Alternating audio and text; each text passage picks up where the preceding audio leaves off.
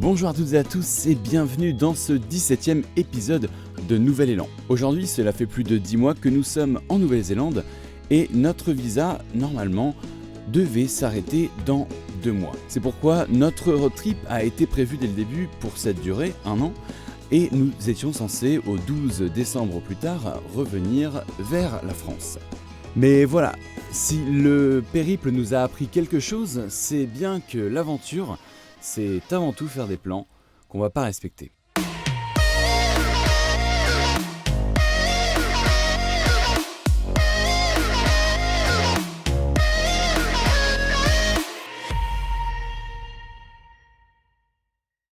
Effectivement, on est venu au moyen d'un permis vacances-travail, PVT, d'une durée de 1 an.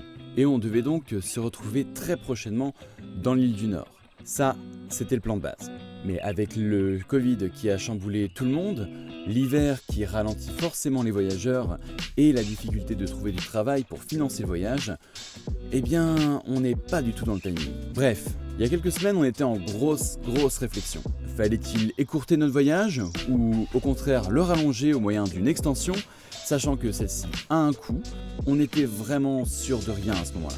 Et puis en taillant la route après notre woofing chez Bianca et Andrew, on est passé par le vignoble où on a passé le confinement, histoire de saluer Craig, le manager, et son équipe. On s'est arrêté prendre un café avec lui, et ce sont les 30 minutes qui ont sûrement tout changé. En effet, Craig nous a parlé de la situation de son point de vue, et nous a promis du travail jusqu'à fin février, à compter de fin octobre. En effet, la Nouvelle-Zélande compte sur une main-d'œuvre colossale de voyageurs, à peu près 120 000 normalement à cette période de l'année.